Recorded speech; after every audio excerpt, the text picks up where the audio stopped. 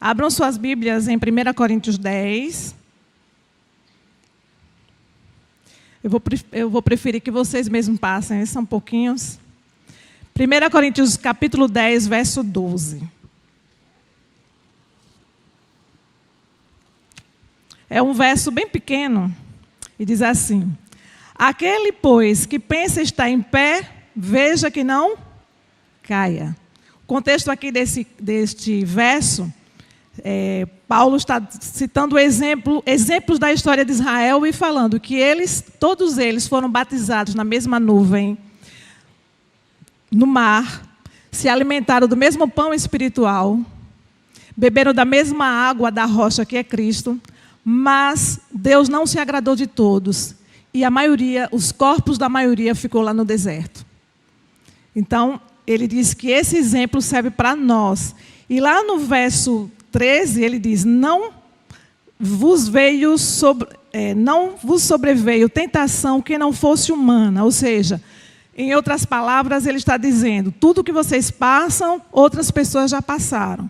Mas Deus é fiel e não permitirá que sejais tentados além das vossas forças. Pelo contrário, juntamente com a tentação, vos proverá livramento, de sorte que a possais suportar. Amém? Uma primeira informação: Deus está do nosso lado, nos ajudando a passar por nossas provações, pelas nossas duras provas. Queridos, considerando o tema da série, né, que está sendo trazida para nós, identidade profética, levando em consideração todas as informações, né, todos os fatos proféticos que já foram explicados aqui, todas as informações, inclusive foi mostrada as evidências do processo de cumprimento das profecias, principalmente a profecia do Apocalipse, levando em consideração tudo isso, porque vocês tiveram muitas informações importantes. Eu escolhi um tema com uma pergunta: quem sobrevirá ou quem subsistirá ao crivo de Deus? Porque eu acredito que o objetivo desta série não é apenas informar, mas principalmente levar-nos a refletir o que nós vamos fazer com todas essas informações que nós temos. Então, esse tema que eu estou trazendo hoje é mais para a nossa reflexão e também para a gente identificar a identidade profética daqueles que estarão passando por um evento profético interno, né, porque a gente tem estudado até agora os eventos externos, mas tem as profecias domésticas. Então, leva a gente a identificar qual é a característica, qual o caráter daqueles que estarão passando pela sacudidura. Sacudidura, que nome estranho, tia. Sacudidura, joeiramento, peneiramento, crivo. O que é um crivo? Crivo é uma peneira. É uma peneira. Então, esse é o nosso objetivo, não é? Profeticamente falando, o que é a sacudidura? Quando ela ocorrerá? Será que já está acontecendo, né? Quais são as causas e as consequências desse acontecimento profético na igreja? Nós temos poucos minutinhos e vamos fazer o possível para extrair a essência. E quem quiser mais detalhes sobre esse tema, a parte além da Bíblia, né, nós baseamos no capítulo 12 do livro Eventos Finais, e também no capítulo 65 do livro Primeiros Escritos. Se vocês quiserem se aprofundar e entender mais os detalhes, que a gente não tem tempo de mostrar aqui. Veja, a sacudidura é um evento profético que, na linha cronológica, né, naquela linha profética, ele acontece simultaneamente a outros fatos proféticos, como a chuva serôdia. Quantos já ouviram falar aqui, chuva serôdia? Então, vocês sabem o que significa, né? Aquele momento que a igreja vai receber, os indivíduos e a igreja vão receber aquele poder grande do Espírito Santo, se encher de amor para pregar o Evangelho, concluir a pregação do Evangelho. Ao mesmo tempo que vai estar acontecendo isso, vai estar acontecendo também a sacudidura, ao mesmo tempo vai estar acontecendo a lei dominical. E esse evento, o joeiramento, ele vai começando devagarinho e vai se intensificando até lá o momento do selamento final. E Ellen White diz que já estamos vivendo isso. Você sabe o que é que está sacudindo a sua vida. Mas tem uma sacudidura que ela é escatológica, que ela vem de uma forma para todos. E ela tem causas e ela traz consequências eternas, não só para a vida de cada um, mas também para a igreja. Então, a Bíblia ela traz alguns exemplos, alguns textos que falam sobre isso. Vamos então para os nossos textos bíblicos. Abra sua Bíblia em Amós 9:9. Lá em Amós, veja, é um texto do Antigo Testamento. Capítulo 9, verso 9 diz assim: porque eis que darei ordens e sacudirei a casa de Israel entre todas as nações, assim como se sacode o trigo no crivo, sem que caia na terra um só grão. Primeira característica aí dessa sacudidura é o trigo, ele não cai. O trigo não cai. E quem é que está sacudindo? Será que é Deus que faz o trigo ser balançado? Ou será que é Satanás? Quem é que sacode? Qual é o papel de Deus nesse processo aí, com relação à sacudidura? Vamos então para Mateus 13, 24, 30, que é uma parábola que descreve, né, esse fato de uma forma bem interessante. Mateus capítulo 13, versos 24 a 30. Vocês conhecem a parábola do joio e do trigo, né? Então, ele diz assim: outra parábola lhe propôs, dizendo: o reino dos céus é semelhante a um homem que semeou boa semente no seu campo. Mas, enquanto os homens dormiam, veja esse detalhe. Tem outras versões que falam: os servos dormiam. Veio o inimigo dele, semeou o joio no meio do trigo e retirou-se. Quem é que semeia o joio? Então, a gente tem o trigo e a gente tem o joio, né? E quando a erva cresceu e produziu fruto, apareceu também o joio. Então, vindo os servos do dono da casa, lhe disseram: Senhor, não semeaste boa semente no teu campo? De onde vem, pois, o joio? Ele lhes respondeu: um inimigo fez isso. Mas os servos lhe perguntaram: queres que vamos e arranquemos o joio? Não, replicou ele. Para que, ao separar o joio, não arranqueis também com ele o trigo? Deixai-os crescer juntos até a colheita, e no tempo da colheita direi aos ceifeiros: ajuntai primeiro o joio, atai-o em feixes para ser queimado, mas o trigo recolhei-o no meu celeiro. Veja que interessante. Então, quem semeia o joio é Satanás. O joio se parece com o trigo. No início, né, quando estão crescendo juntos, são muito parecidos.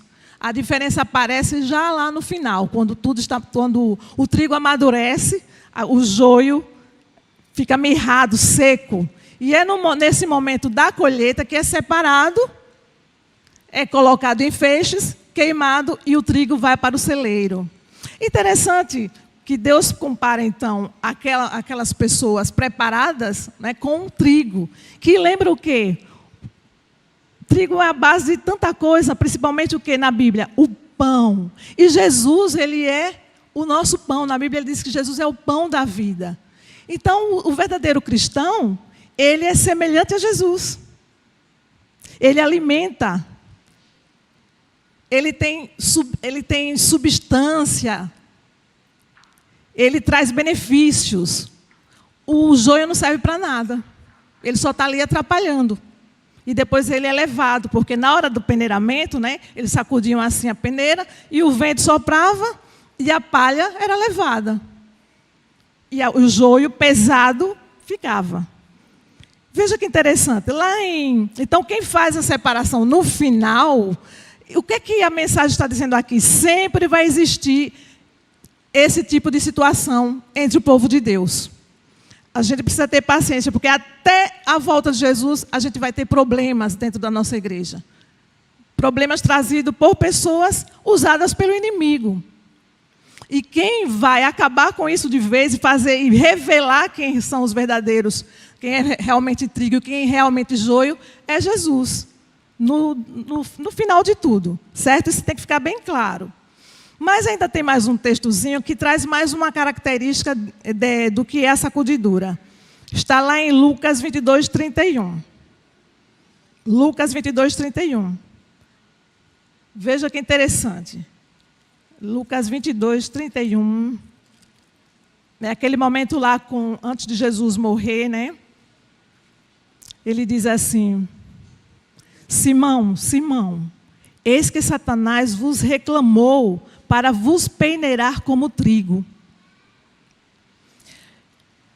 Jesus está dizendo para Pedro que Satanás o reclamou para peneirar como trigo. É como se fosse assim, ele quis se apoderar dos discípulos, como ele quis se apoderar de Jó para fazê-lo pecar. Jó resistiu, Pedro não. Então, quem faz quem sacode a gente é Satanás. A peneira está na mão dele. Mas Deus é quem permite. Deus permite porque é assim que vai sendo revelado quem são os verdadeiros. Então, as sacudiduras são provas permitidas por Deus, causadas pelo inimigo, e todos são sacudidos, joio e trigo. Assim como na parábola das virgens, todos dormiram. Certo? Agora, então, aqui há dois grupos distintos, bem claros. Um representado pelo trigo, que não cai da peneira. Esses que são representados pelo trigo, eles são aqueles cristãos que desenvolveram o caráter de Cristo. Por isso que é trigo, como Jesus é o pão, não é? Esses são os que desenvolveram o caráter de Cristo, terão a fé de Jesus, como Jesus foi submisso ao Pai, e terão a fé em Jesus. Eles serão considerados filhos de Deus, eles são selados na testa. Eles têm a identidade de filhos de Deus. E eles vão suportar todas as provas. O outro grupo, que é representado pelo joio, né, é a palha seca, né, que é lançada fora da peneira. E são aqueles supostos cristãos que eles vão desenvolver um caráter moldado pela cultura do mundo, moldado pela cultura secular. Eles são aqueles que estão acomodados e conformados com as coisas do mundo. Eles são indiferentes a tudo que está acontecendo, são indiferentes aos apelos. Está tudo de boa, vai levando a vida normal, sem se despertar para nada. Não se importam em ler a Bíblia, em orar, ter aquele momento de oração consistente, né, de estudar a palavra, de testemunhar, de forma alguma. Então fica desnutrido, seco, mirrado, sem o Espírito Santo, sem o batismo diário do Espírito Santo. Então você tem um lado, pessoas que buscam o Espírito Santo constantemente para vencer suas fraquezas, e do outro lado você tem um grupo que está indiferente a tudo. E eles muitas vezes, aparentemente, né, são todos iguais. Às vezes você até julga e acha que aquela pessoa é uma que vai ficar em pé quando acontecer todas as provas. E Ellen White fala que muitos que pareciam estar muito dispostos a passar por todas aquelas perseguições, estar firmes em pé, na hora que vêm as provas, são os primeiros a caírem. Por isso que tem o conselho lá, aquele que está em pé, cuide e não caia. Mas então vamos passar para as causas da sacudidura. Ellen White ela enumera várias, a gente não vai diluir tudo aqui, porque a gente não tem tempo. E eu escolhi depois uns 4 slidezinhos que me chamaram mais atenção daquilo que ela falou. Mas ela fala sobre a perseguição, que é um motivo que causa sacudidura. E hoje a gente pode ver de uma forma, já começando, essa questão de você não poder falar explicitamente determinadas coisas, né? Que você é visto, aí você é cancelado nas redes sociais. Se você se colocar numa postura em determinados conceitos, em determinadas situações, você não pode falar que você fica contra a sociedade, que você é visto como preconceituoso. Vocês estão entendendo, né? Então, as coisas começam devagarinho. Então, ela fala sobre o cristianismo superficial e ela diz assim, crentes cristãos que não estão firmados em coisa alguma, são levados para qualquer vento de doutrina e eles caem. Ela fala da rejeição do apelo de Cristo aos laodiceanos. Qual é a mensagem de Cristo aos laodiceanos? Se enxergue, coloque o colírio para enxergar a sua condição espiritual. Você está nu espiritualmente, você precisa da justiça de Cristo. As obras não salvam. Você é pobre, você precisa enxergar a sua condição. Você precisa ter a fé provada no fogo. E quando você vai, muitas vezes, dar um conselho para alguém que você está vendo, que está indo para uma direção errada, esse tipo de pessoa se irrita. Ela se irrita. Então, ela fala que muitos desses não vão aceitar determinadas posições firmes para que a igreja volte aos princípios e vão cair fora. Isso já tem acontecido, né?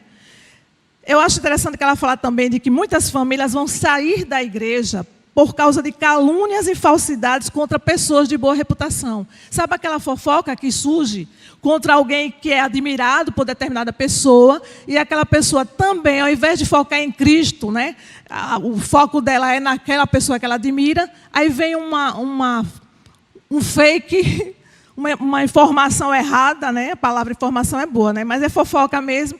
E aquela família se escandaliza e sai da igreja. Então, vamos tomar cuidado com isso aqui. Ela fala também da descrença no dom profético dado ao remanescente. Na crença no dom profético. Existem igrejas, existem campos nossos, principalmente na Europa, que não creem mais em Ellen White, no dom profético da igreja. Isso já está acontecendo. Deserções entre dirigentes, pastores não santificados que são excluídos. E ela diz que a igreja vai ficar prestes a cair. Vai parecer prestes a cair, mas não cairá. Quem vai sair é a palha. Então, eu selecionei alguns desses textos fortes que ela fala, dessas causas, que me chamam muita atenção e gostaria que fosse projetado. Enquanto eu bebo água aí, veja aí o slide.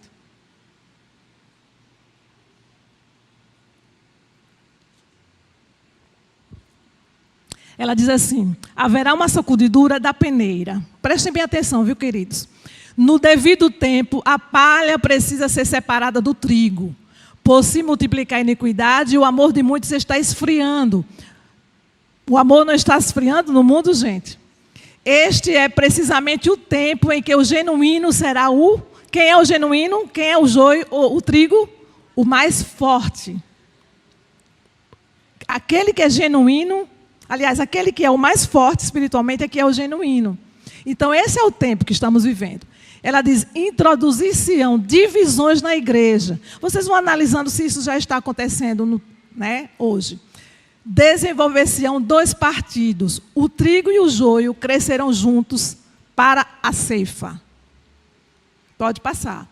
Esse aqui me choca muito. Ela diz assim, não vai longe o tempo em que a prova sobrevirá a toda a alma. A marca da besta não será recomendada com insistência. Os que, passo a passo, prestem atenção, característica, identidade profética do joio. Os que, passo a passo, cederam às exigências do mundo e se sujeitaram a costumes mundanos, não acharão difícil submeter-se aos poderes dominantes, de preferência expor-se a escárnios, insultos, ameaças de prisão e morte. Começa com o medo do cancelamento, né? Nas redes sociais. O conflito é entre os mandamentos de Deus e os mandamentos de homens. Nesse tempo, o ouro será separado da escória na igreja. Então, é um passo descendente. O joio, ele dá passos descendentes. O trigo, ele vai na escadinha do processo de aproximação e de santificação. Mais um. O plano de Satanás é enfraquecer a fé do povo de Deus nos testemunhos. Veja, quando fala testemunhos, é o espírito de profecia.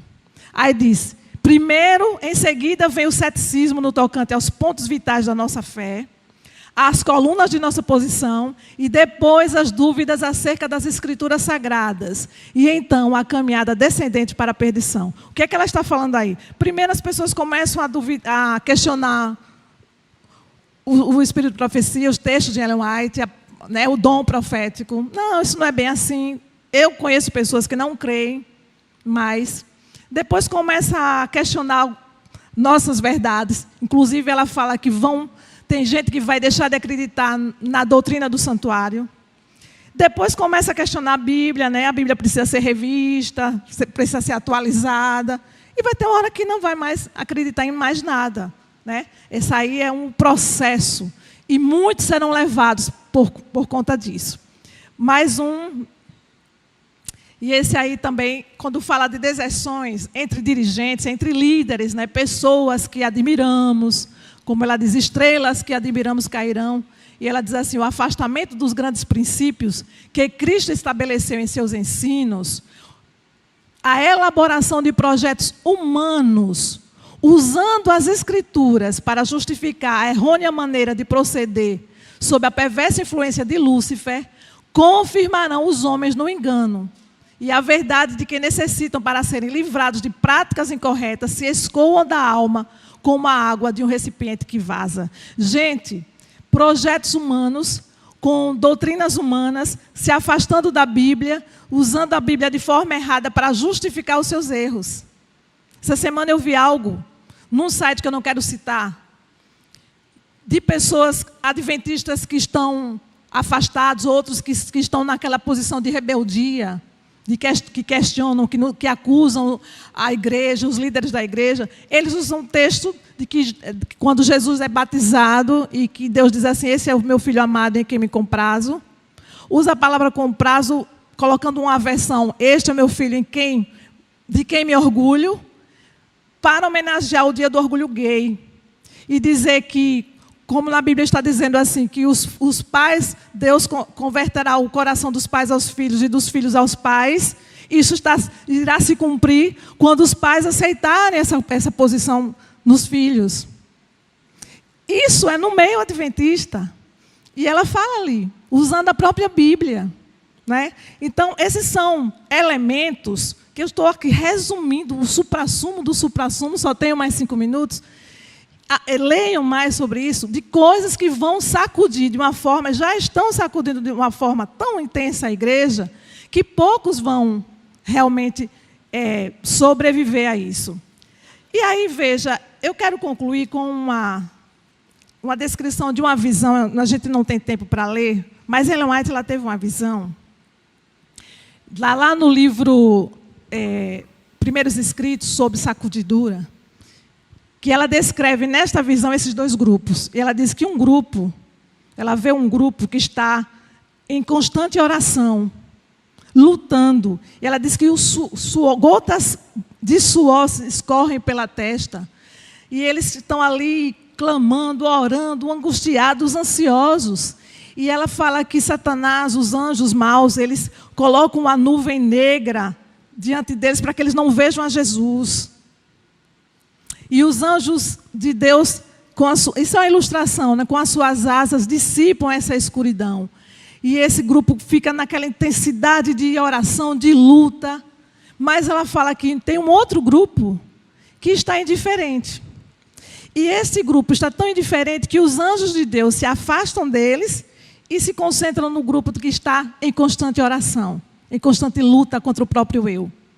Mas ela diz também que lá no finalzinho, no momento mais intenso, uma parte daqueles que estavam também ali orando, buscando, lutando, também se afasta, cai também. Vocês conseguem entender como a luta é tremenda? Tem pessoas que estão lutando, ora estão bem espiritualmente, ora estão mal espiritualmente, estão numa gangorra. E esse não é o momento de a gente ficar numa gangorra. É o momento de a gente lutar contra o nosso próprio eu e buscar constantemente o conhecimento da palavra de Deus para se firmar, porque as doutrinas que estão entrando, os conceitos, eles vão derrubar muita gente. Queridos, Ellen White fala que Satanás, que os demônios, eles irão personificar os apóstolos e vão aparecer para os crentes, dizendo que não é bem assim, modificando o texto bíblico, e muitos irão cair. Então, se você hoje não se firmar na palavra de Deus, se você não tiver o conhecimento do que é verdade, você vai cair. Então, você tem de um lado aquelas pessoas que buscam diariamente o crescimento espiritual, lutando contra o próprio eu, e você tem do outro lado pessoas que estão indiferentes a tudo. E na hora da sacudidura, elas cairão. Então, eu quero encerrar com um pensamento que eu acho muito interessante, de Ellen White, que ela diz assim: quando a religião de Cristo for mais desprezada, quando a sua lei mais desprezada for, então deve ser o nosso zelo mais ardoroso e o nosso ânimo e firmeza mais inabaláveis. Ela diz: permanecer em defesa da verdade e da justiça quando a maioria nos abandona. Ferir as batalhas do Senhor quando são poucos os campeões. Essa será a nossa prova. E naquele tempo devemos tirar calor da frieza dos outros, coragem da sua covardia e lealdade da sua traição. Lá em Apocalipse, no capítulo 7, de 13 a 17, quando existe uma pergunta, lá no final do capítulo 6, quem subsistirá? Quem vai ficar de pé? Não é?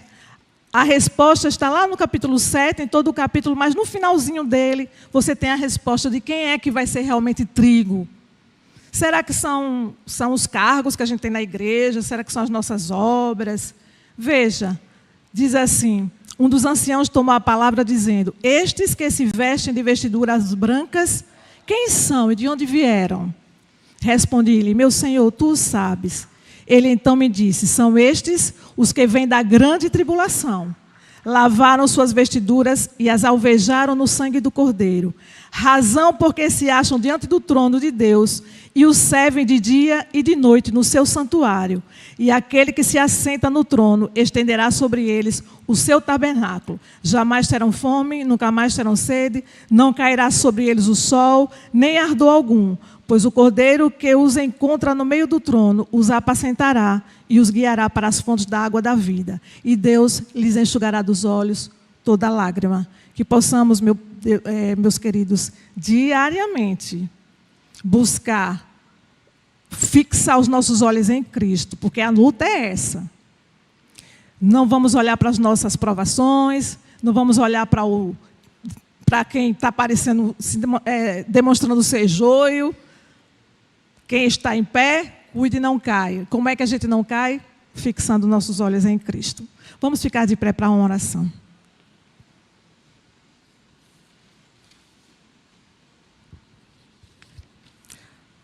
Nosso bom Deus, é muito forte, Pai, essa revelação que tivemos hoje na Tua Palavra e nos textos do Espírito de Profecia. Dá uma sensação de debilidade muito grande, mas nós sabemos que a força não está em nós, a força vem de Ti, através de Cristo Jesus e do nosso Divino Espírito Santo. E nós precisamos muito, meu Deus, da Tua ajuda para estarmos de pé. A cada dia, diante de tantos que estão caindo, diante de tantas situações ao nosso redor, estarmos de pé. Ajuda-nos, Pai. Eu te peço uma unção especial do Teu Santo Espírito sobre cada um de nós neste momento, sobre cada família aqui representada, Pai. Por favor, meu Deus, nós não iremos deixá-lo ir sem que antes o Senhor nos abençoe. E nos dê a certeza de que teremos sempre o Senhor ao nosso lado para nos ajudar nas nossas aflições. Nos dê uma semana de paz e nos ajuda a ter a certeza de que, ao gritarmos por socorro, o Senhor está ao nosso alcance. Perdoa-nos onde falhamos e nos ajuda a olhar fixamente para Cristo, o nosso Salvador e o nosso Redentor. E é no nome dele que eu clamo e agradeço por tudo. Em nome de Jesus. Amém.